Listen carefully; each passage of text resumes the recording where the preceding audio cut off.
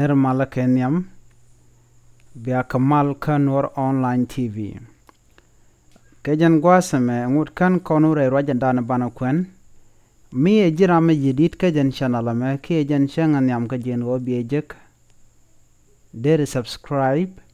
ka der janyak ba kanidin kokien anar balinga jan gwasame chala do SPLM IO chiloidien chajia ki chiloidien chates ka kwen salpa kirma yadit ko chanas tin ti kwengwini pindian ki national election te pindian gwasan ba kwar ba ka kwenka ja ka ruon kina daro widi jandar widungwan ko chaka woch ka chaka kwenne ko kien ti chagor ajen ledan bialinka jan gwasame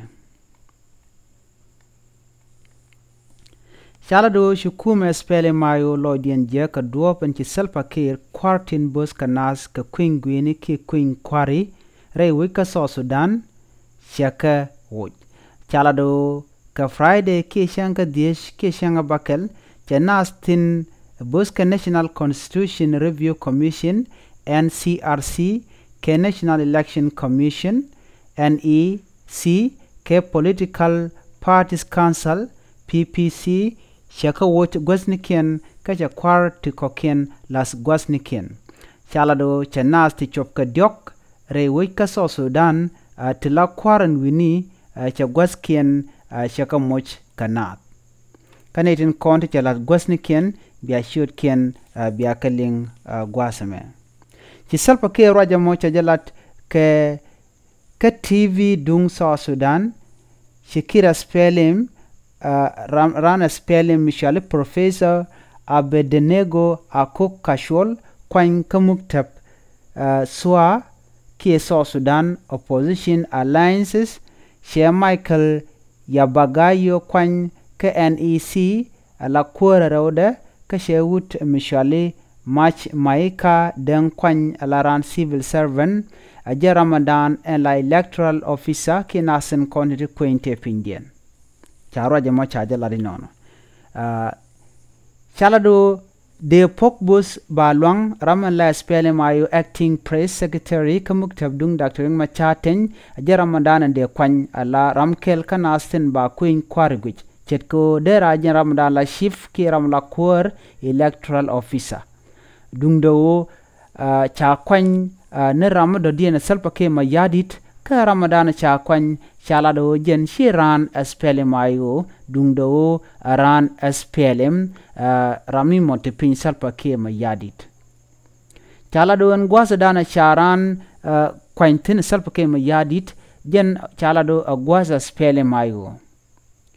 Dung no ch salpa ke mayadit changwane dial cheka gar kuumɛ SPLM IO jaladno ken dete ka komno dang dokto re queen en kwany ka kwar selpa kema yadit dungdo kana ladi nono kacha kamno komni ro kuumɛ SPLM IO eraman cha kwany alaran electoral officer aran kuumɛ SPLM eramomo chalado jen aran kuumɛ ki ramte pin kuumɛ selpa kema yadit ramadana cha kamkom ken komno dang ro tin chetup chit keme chalat ka gwase dane shiwa ko salpa kir che defense minister che ja kon watch tetka SPLM IO ka che ja kam nɛɛkɛ ki SPLM kan tama che Ramadan en la electoral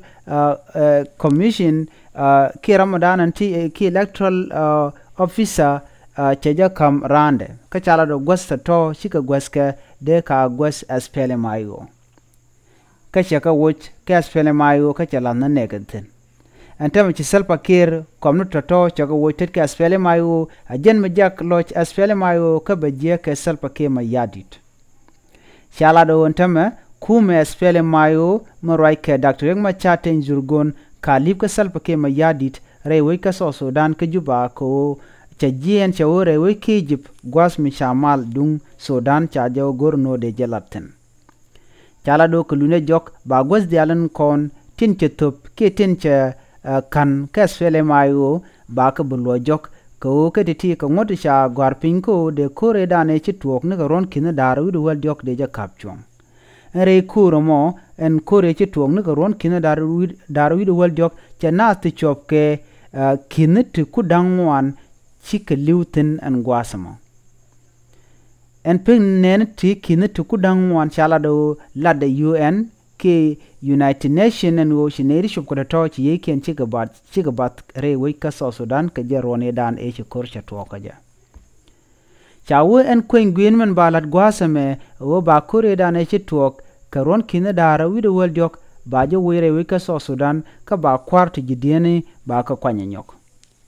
antama michi kwani selpa ke ma yadit cha kamni che ka nyoko gweli ke che SPLM IO cha jo go cha ka wo gwasde che lasne negatin chala do nomo adang mala me cha tan ka ron kina dara wi wal badak chala do kenne diala kono ba kwany re kwara ke re kuma kamandanan kwala gorbe ben chala do nas dial ba ka kwanya per ko ba kwaran kono gorke de so Sudan de kana roi karon kina daraw wir jendar dungwan de ga chu kwany ka dom gwa shi ma dom jek chala do cha gorbe te ke bongrech ko chala do bete ne tungwan tibbi wang den bi nangtin en kwen gwini men balat karon kina daraw wir jendar dungwan ka pai waraw en be charo jamo cha jala do kuumɛ so Sudan ki kuumɛ SPLM IO chilo dien che tes kamen chala selpa ke ma yadit ne me jenda ande yelinga jen gwasame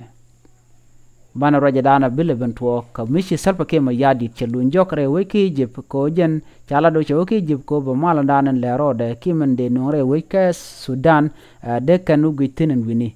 chala do lunde jok bukuumɛ SPLM IO arwaike Dr. Riek Machar ten zurgon buko nyur ke selpa ke ma yadit ka doben che komen yam che kon wutet ke SPLM IO ala defense minister ka che jo kamrande kan tame che electoral officer che nyoko tumni che je kamrana SPLM milarande alo che jo tet ka SPLM IO namo cha jala do che kai lo che jinun ki che je lo che jinun ko kuumɛ SPLM IO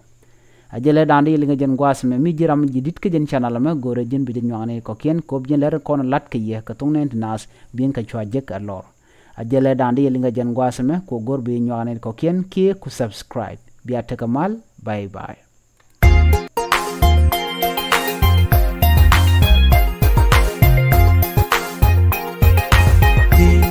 kumada mi wewe dela rambu chuiti dela gan mi bi chuiti Tell me ti bulonti, kumada mi wewe, tell me chuti, tell me gan mi chuti.